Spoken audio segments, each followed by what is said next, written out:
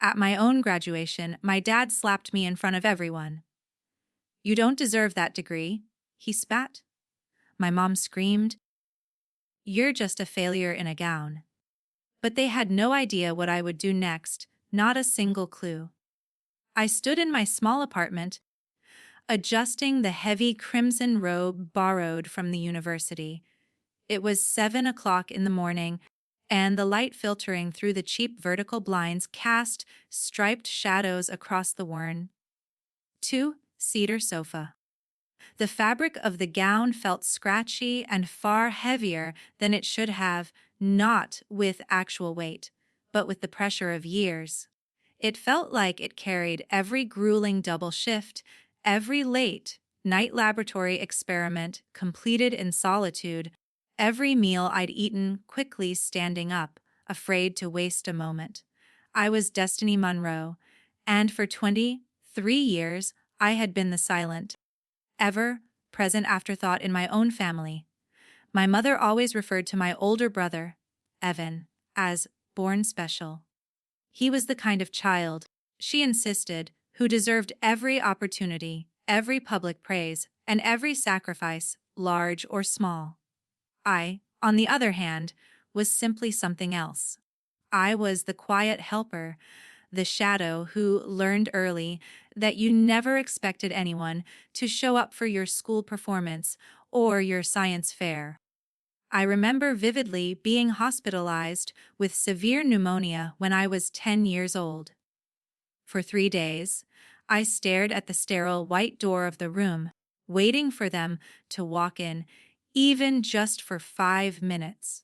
They never did. I learned to walk myself home, to study without ever being asked how my day was, and to clap for myself when I achieved something because no one else was going to make the effort. It was a silent education in self-reliance. I don't believe my family ever noticed how quietly I learned to disappear into the background. They were too busy endlessly cheering for Evan. He received a brand new, deep blue car on his 16th birthday. He got a fully funded out-of-state education, even when his grades were barely holding together. Even now, at 27, when he was sleeping on their sofa with no job, no plan, and definitely no rent money, my mother called it, supporting his potential. Meanwhile, I worked 2 campus jobs and tutored on weekends, just to afford my groceries and utility bills. I didn't complain, though. I kept my head down. I focused. I dreamt quietly, meticulously. And somehow, through that silence, I managed to build a life they had absolutely nothing to do with.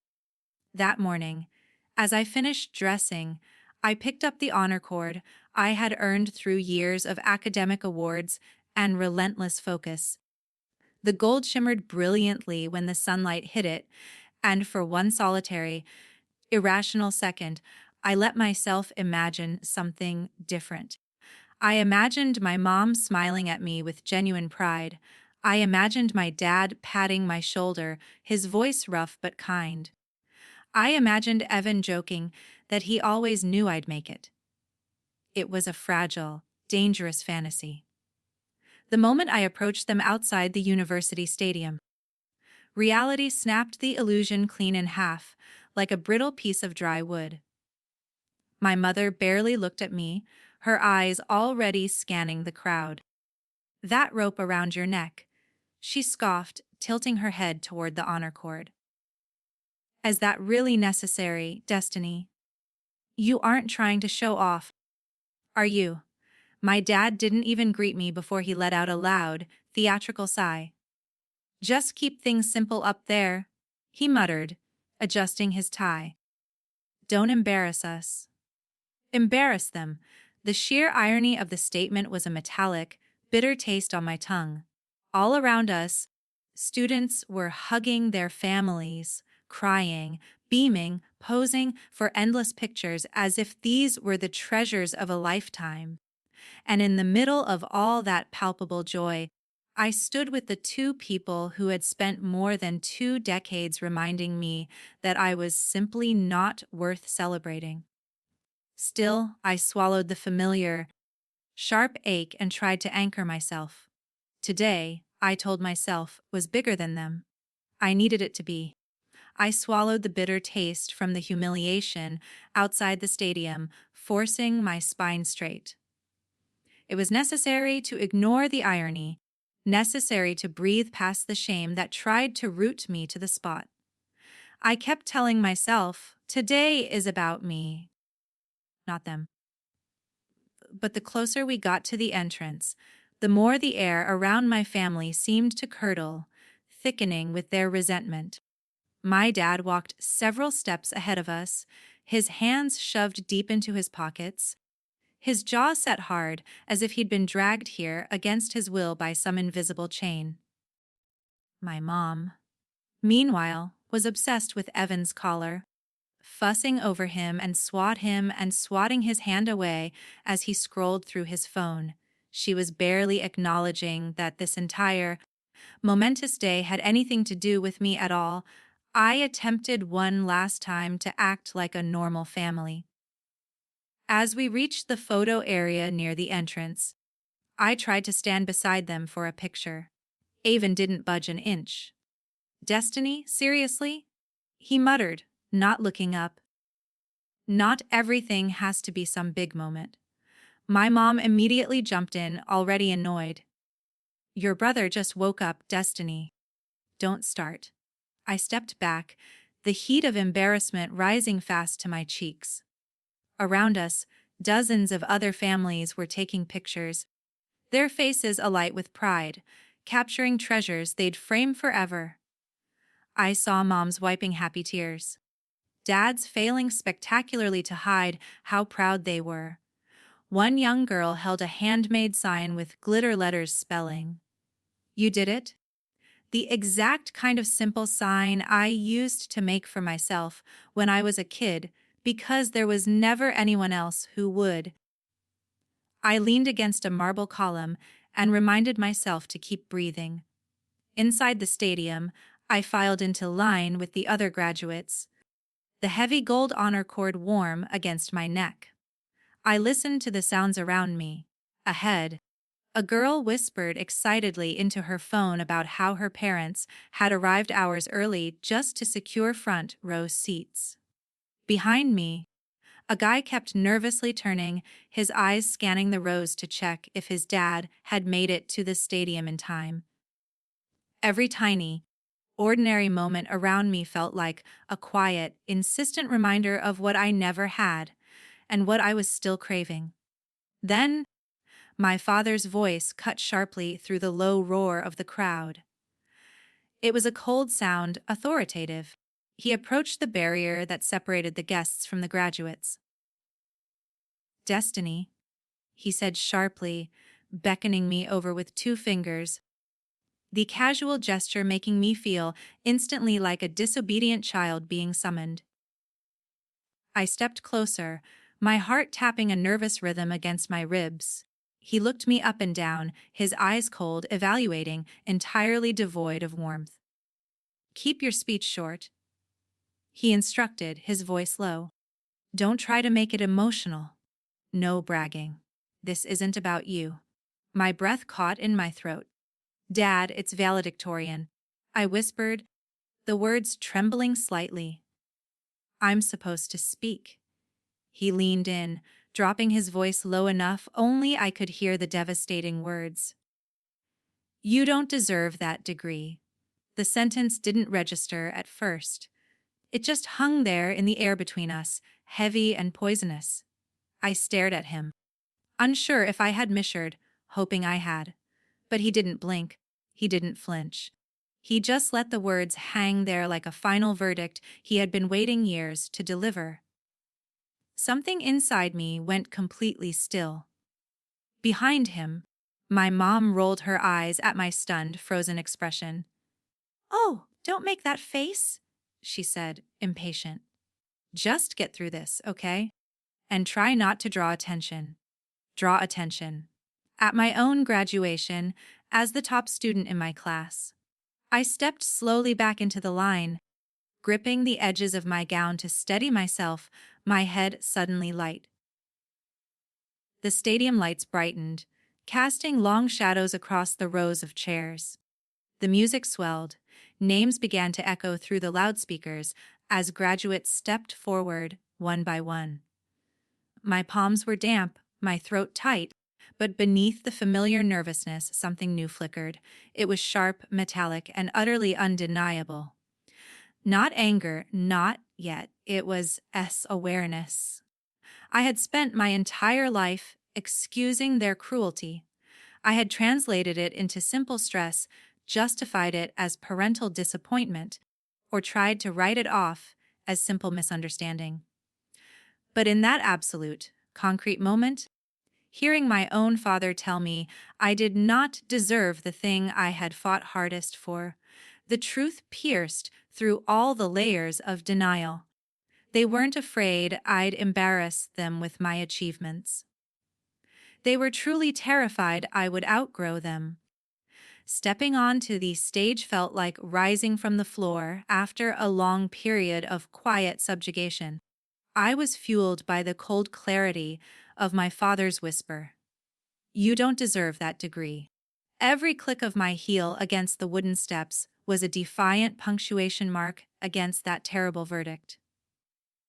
For years, I had convinced myself that their cruelty was stress, misunderstanding, or perhaps just tough love.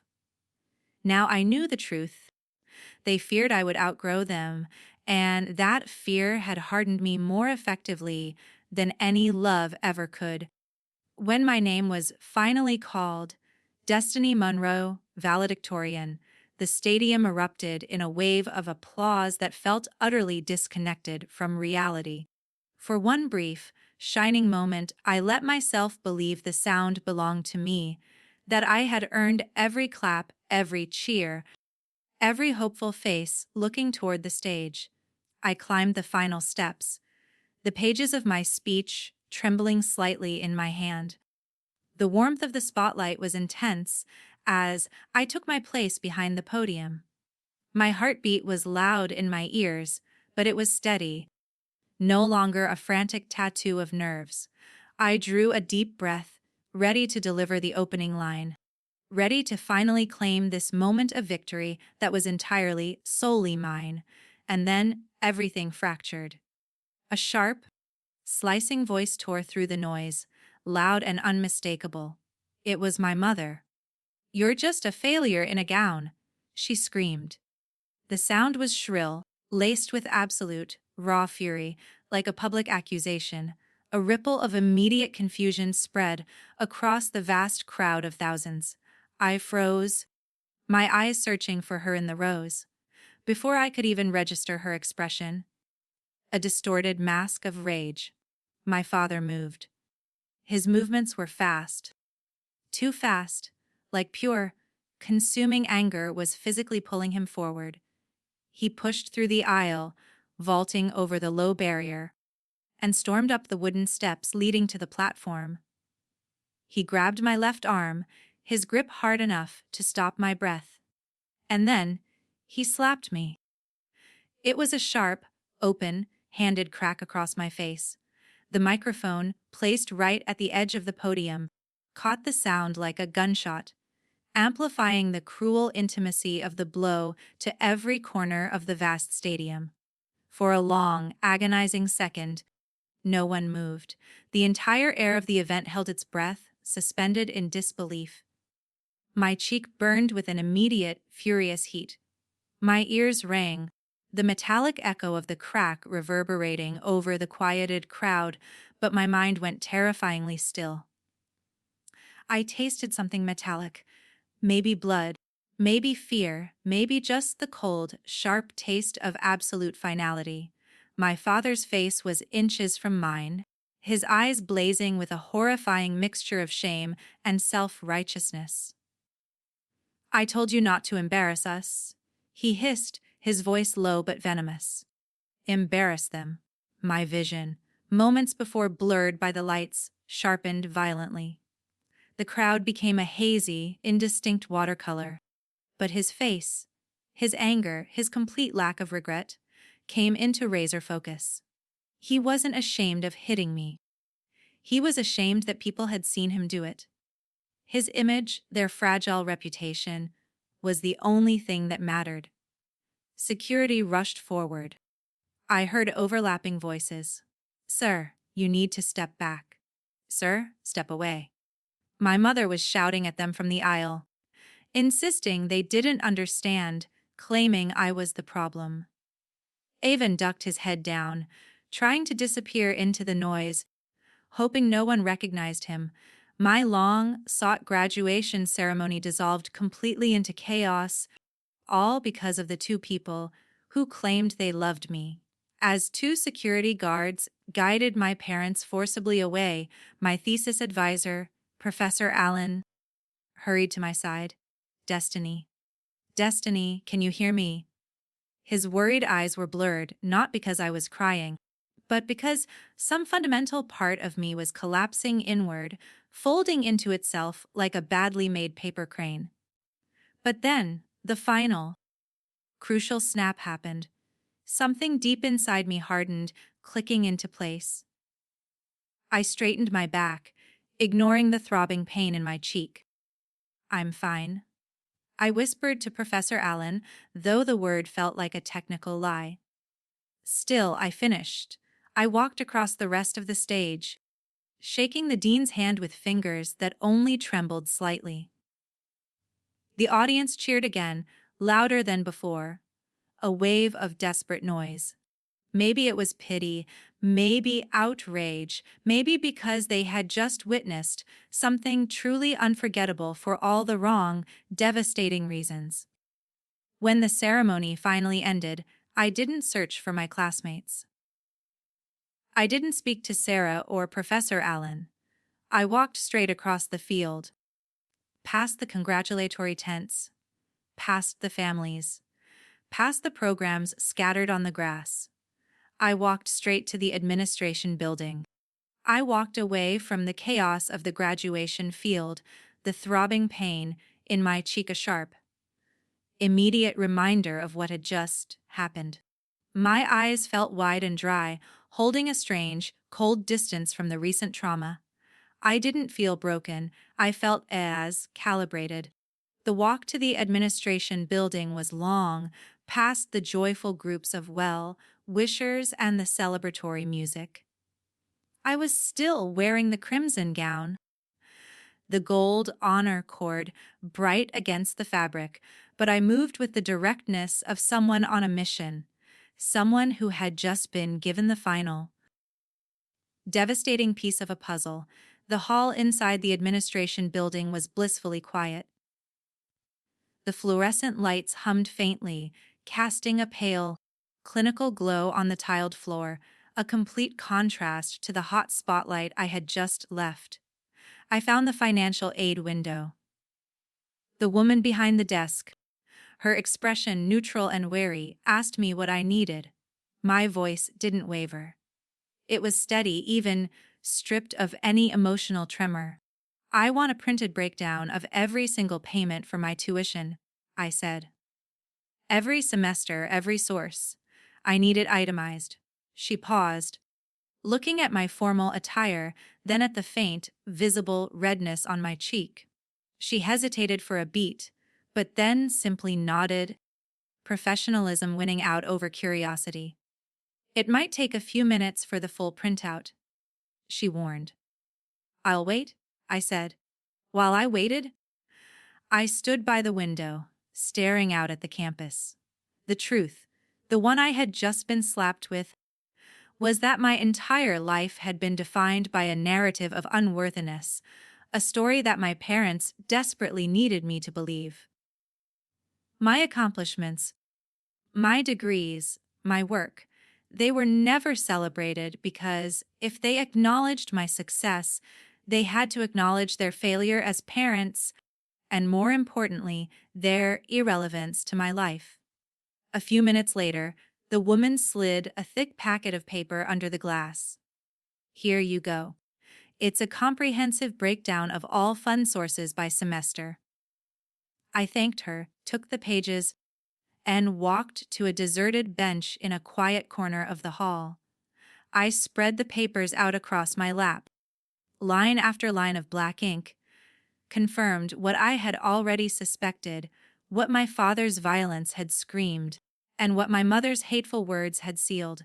Scholarship grant, State Merit Fund. Source not applicable, self-acquired. Research stipend, doctoral prep program. Source university. Tuition remission summer program. Source Professor Allen. Payment spring semester. Source tutoring income. Payment fall semester. Source E campus job income. The endless lists confirmed the truth. My parents had contributed absolutely nothing. Not $1. Not one credit. My entire education, from the moment I started to the moment I stood on that stage, had been funded, piece by piece, by my own relentless effort, grants I applied for alone, and the 2 jobs I worked tirelessly. And just like that, the feeling of collapse stopped. It didn't feel like an ending anymore. It felt like the sharp, clean, undeniable start of something else. I walked back to my small, quiet apartment, still wearing the gown. The gold honor cord brushed softly against my arm with every step, no longer feeling heavy, but feeling like a quiet, shining reminder of who I truly was and who they had absolutely refused to see. When I closed the door behind me, the silence was heavier than any applause could have been. I spread the financial printouts across my small kitchen table. Scholarship grants, research stipends, academic awards, summer program credits, tutoring income, even the bills I had paid from working late in the university laboratory. The cold, impartial truth glared at me in stark black ink. Every single achievement I had, I earned alone, in spite of them, and entirely without their help. And then something inside me clicked. It was clean, final, and inevitable. I didn't feel rage, I felt focused. They had taught me a terrible lesson about the world, and now I was going to teach them one about consequences. The time for emotion was over. It was time for strategy. The emotional turbulence of the day had vanished, replaced by a crystalline, surgical clarity. Seeing the black ink of those financial documents, the undeniable proof that my success was entirely self-generated, had shut the door on any last, desperate hope of parental connection. I was no longer seeking love. I was seeking self-closure. The time for weeping was over. The time for strategic action had begun. I walked over to the bottom drawer of my small, 4-legged desk. It was where I kept the miscellaneous paperwork I rarely looked at. I reached inside and pulled out a thick, cream-colored envelope my parents had given me late last year. Just sign these, Destiny. My dad had told me then, his tone unusually solicitous. It will make things easier for us when we retire, a little temporary measure for the estate. I had signed them, feeling a fleeting, foolish moment of pride that they were finally trusting me with something important, something adult. Now I knew better. They simply needed a responsible signature attached to a temporary document. I tore open the envelope. Inside were documents appointing me as their temporary proxy for financial emergencies and asset restructuring. They never imagined I would actually use it. They assumed I would always remain small, grateful, and obedient. The child who would follow instructions without question. They assumed wrong. The next morning, I was sitting across from a financial advisor in a small, sleek office overlooking the bustling downtown area. The room smelled of polished wood and expensive coffee. I didn't bother covering the bruising that was now darkening slightly on my cheekbone. The advisor, a meticulous man named Mr. Howard, looked me over with professional neutrality. The documentation is comprehensive, he confirmed after reviewing the documents for nearly 30 minutes. He ran a precise finger down the section I had highlighted. You have legal authority to restructure the fund. It's a retirement asset, but the temporary proxy status, signed and notarized, is valid. It's highly unusual, I must say. I want it protected, I said, my voice steady, my eyes meeting his without a flinch. I am not looking to liquidate it for myself. I am simply moving the fund into a secure, irrevocable trust with explicit protection clauses. I need it situated somewhere they cannot misuse it, somewhere they cannot access without fulfilling criteria they are incapable of meeting. He took off his reading glasses and leaned back, studying me. Most people who come in with this kind of authority, especially after a public incident like the one that's been on the news, are angry. He observed, "You don't look angry, Miss Monroe." I considered the word. Anger. It felt too volatile, too messy for the clarity I now possessed. I'm not, I confirmed. Anger requires emotional energy. I'm just done. Done seeking approval, done being the emergency fund, done being their convenient disappointment. Mr. Howard nodded slowly, a hint of professional admiration entering his gaze. By noon, the paperwork was filed. The parents' substantial retirement fund, the one they had always lorded over me as a future inheritance, the one they implicitly threatened to withhold, was placed into a trust with protections they could not bypass. I wasn't taking a single cent of their money for myself. I was simply, definitively, closing the door they kept slamming in my face. It was the most satisfying act of passive resistance I had ever performed. Hours later, the short video clip of my father slapping me hit the internet. It was titled, "Valedictorian Struck by Parent on Stage." The clip spread with terrifying speed. First among students, then the local news outlets, and then, globally, among people who saw themselves reflected in my stillness, my silent refusal to break, even as the world watched me shatter. Messages filled my inbox in a relentless flood. Strangers sent support, shared their own stories of parental abuse, and asked if I was safe. I ignored most of them. They weren't important to the cold equation of my future. But one email made me stop, and then read it a second time. It was from Ethan Carter, a renowned tech investor and founder in Seattle, someone I had read about in business journals. Anyone who can hold that kind of composure and focus under that pressure has the resilience I want in my lab. The email read, direct and without preamble. Interested in joining my specialized team. Respond for details. The offer that followed, buried in the subsequent thread, was more than double what the university had promised me for my postgraduate research. My parents thought they had humiliated me and ruined my future. Instead, they had created the viral moment that changed everything and gifted me the legal leverage to ensure they could never hurt me again. I leaned back in my desk chair, the sound of the silent, irreversible paperwork echoing in my mind. But I knew I wasn't finished. There was one last thing that needed to be said, and one last thing that needed to be symbolically destroyed. The legal paperwork was filed. The funds were secured. The public humiliation, meant to break me, had instead opened an unexpected door. The professional validation of Ethan Carter's offer contingent upon my cold-blooded resilience. Yet, I couldn't leave for Seattle, couldn't start my new life until I addressed the root of the fracture. I had taken legal action, but I hadn't yet taken back my narrative. The video of the slap, caught on dozens of cell phones and amplified by the stage microphone, had become a phenomenon overnight. It wasn't just a local news item, it was a viral symbol. Valedictorian struck by parent on stage was the title everyone used. The clip, lasting only 4 seconds, spread like wildfire across social media platforms, drawing millions of views by the time the sun set on the day after graduation.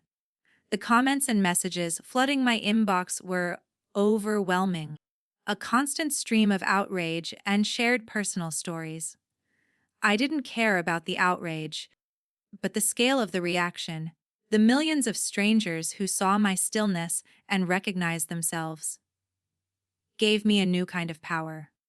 My composure, the very thing my father had tried to shame out of me, was now my greatest asset. I spent the evening replying to only 2 emails, one confirming my acceptance of Ethan Carter's job offer, and the second a brief, factual message to my friend Sarah Cooper, who had sent an uncharacteristically emotional text. She simply wrote, "I'm so sorry, Destiny. Just know I'm here." Her message was a quiet, necessary reminder that not everyone in the world was poisonous. But I knew I couldn't lean on her yet. I needed to finish this alone. The next morning, I returned to the university auditorium. It was deserted, silent, and cavernous. The cleaning crew had been through, and the place smelled faintly of disinfectant and stale air. I walked slowly back onto the stage. The podium still stood there, quiet and waiting, exactly where it had been when the chaos erupted. The experience of being back on that spot without the overwhelming presence of the crowd, without their voices, without the searing heat of my parents' anger, was surreal. It was sacred space, now tainted but also purified by my resolve. I set up my laptop and my phone. I didn't need notes for what I was about to say. The words had been accumulating inside me for 23 years.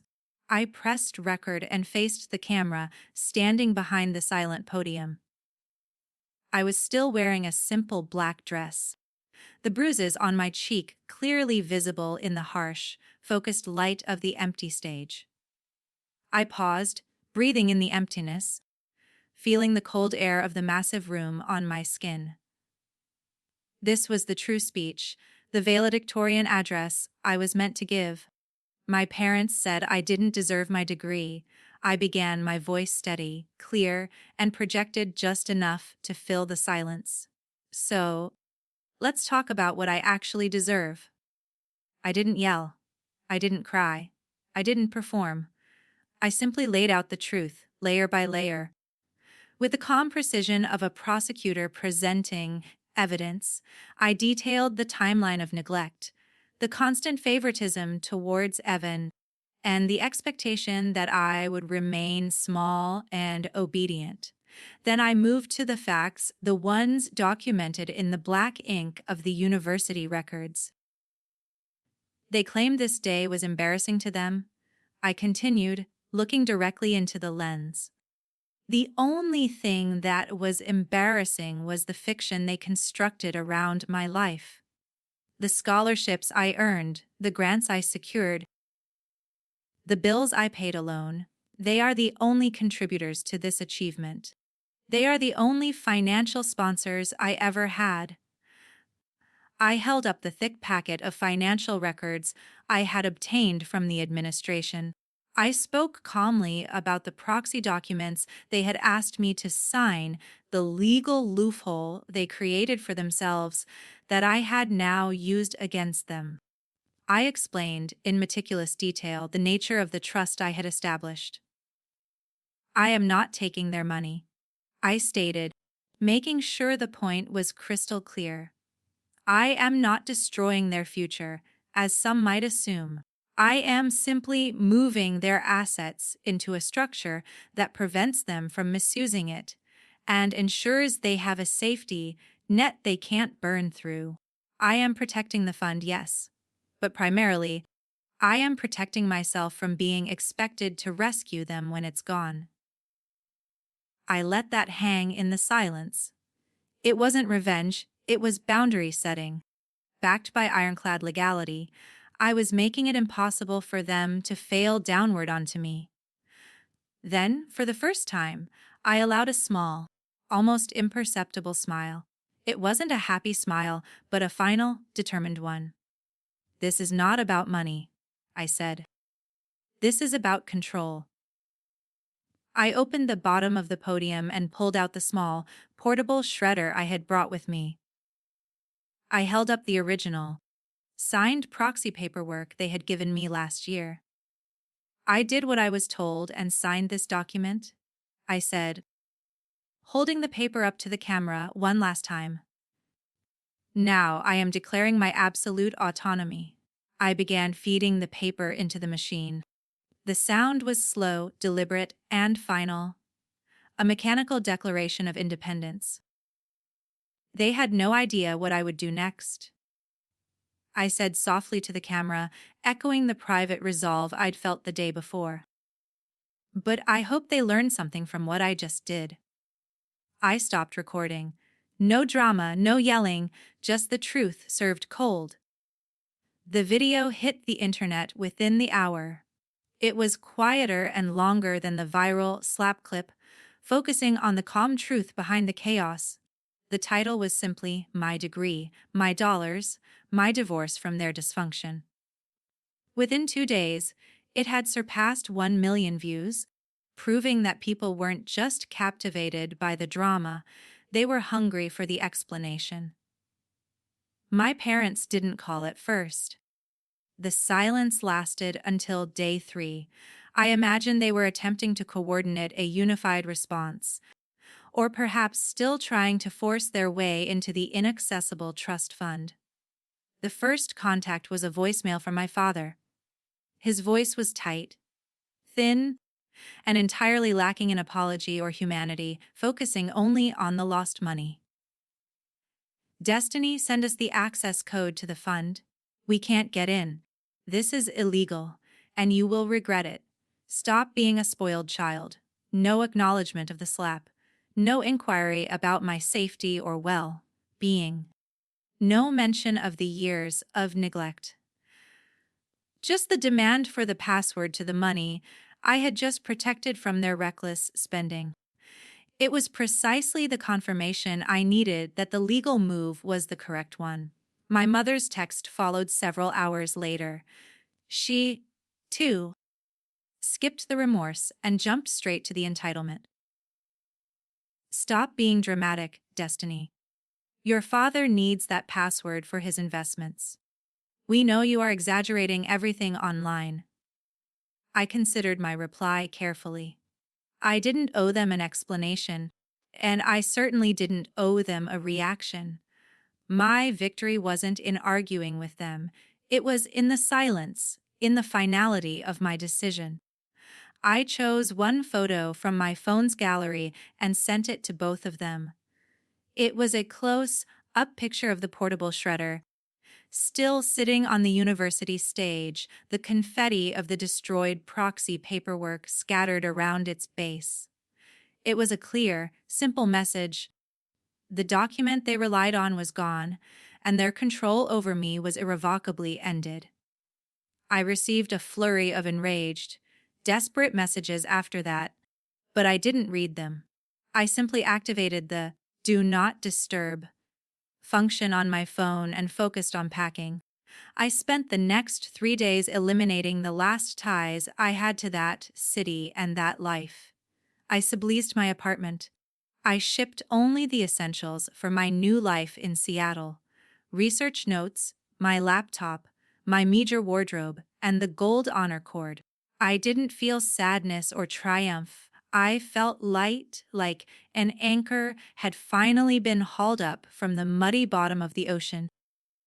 The day I left was a Tuesday. I didn't tell them I was going or when my flight was.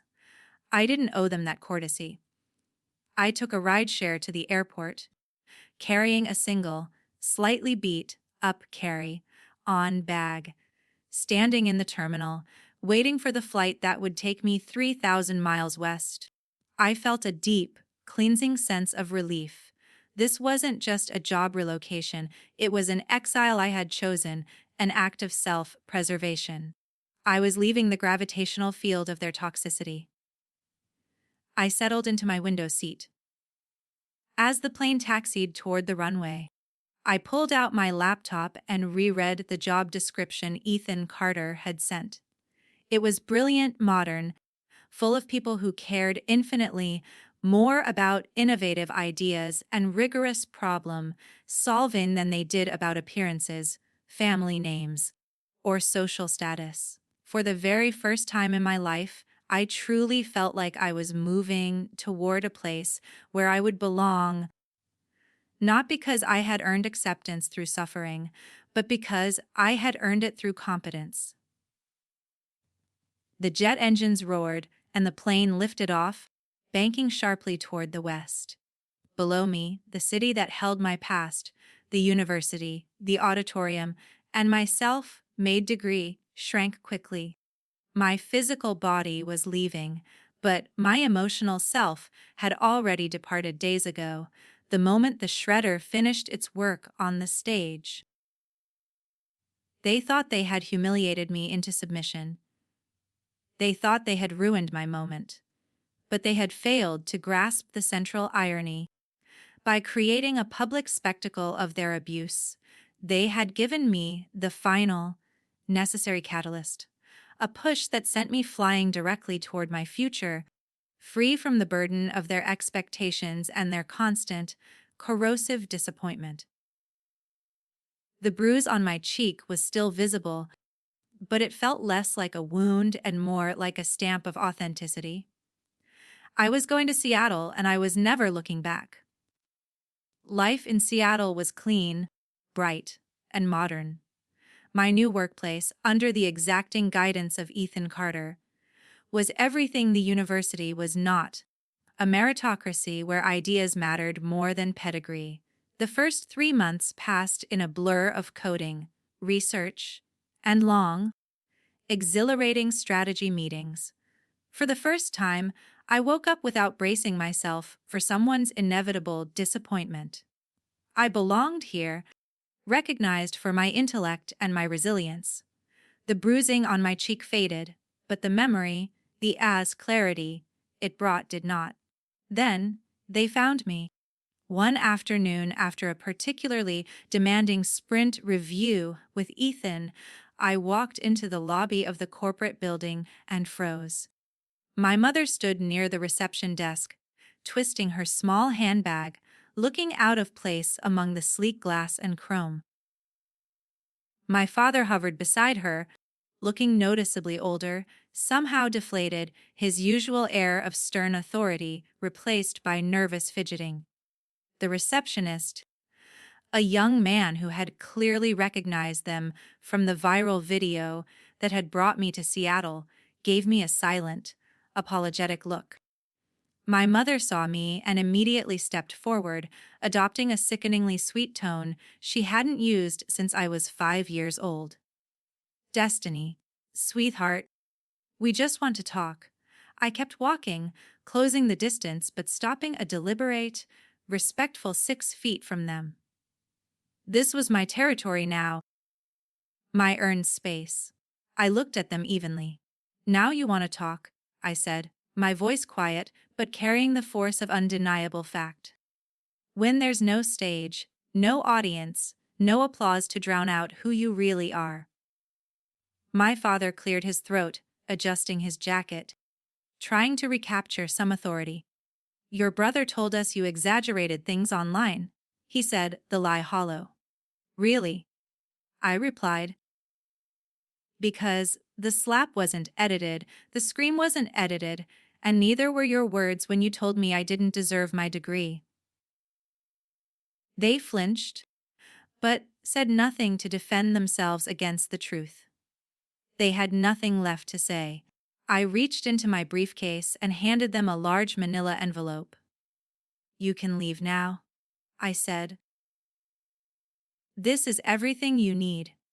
Inside were copies of everything, the payment records proving their lack of contribution, the scholarship notices proving my self-made success, the documents bearing their own proxy signatures, and the detailed legal documentation showing the trust was fully protected and inaccessible. My mother's hands trembled as she clutched the envelope.